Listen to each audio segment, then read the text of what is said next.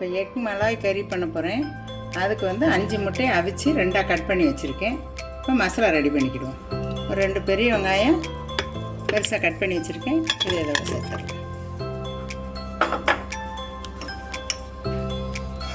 ஒரு துண்டு இஞ்சி, ஒரு 5 வெள்ளைப்பூடு,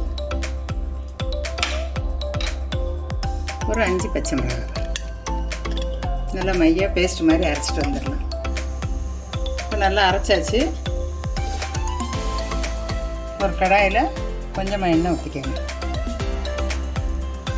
அந்த எண்ணெயில் இந்த அரைச்சி வச்சுருக்க பேஸ்ட்டை போட்டு டீயை வந்து கொஞ்சம் நல்லா லோ ஃப்ளேமில் வச்சுக்கோங்க. ஒரு 5 நிமிஷம் ஆச்சு. நல்லா சிம்லேயே வதக்கிடணும். ஹை. இப்போ இதில் ஒரு கப்பு பால் ஊற்றிக்கணும்.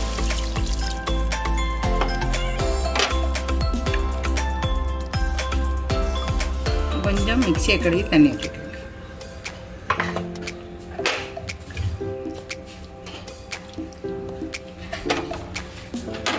இப்போ 1/2 டேபிள் ஸ்பூன் மிளகு பொடி, தனி மிளகு பொடி, 1 டீஸ்பூன் சின்ன சீரக பொடி,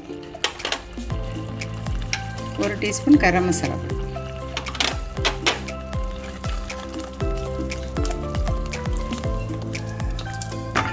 இப்போ இதுக்கு தேவையான உப்பு போட்டுக்கோங்க.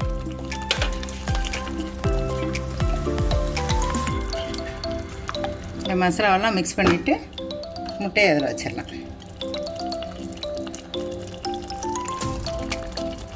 முட்டையெல்லாம் சேர்த்தாச்சு. ஒரு 5 நிமிஷம் மூடி வச்சிடும். இப்போ 5 நிமிஷம் ஆயிடுச்சு. அப்படியே திருப்பி விட வேண்டியதான்.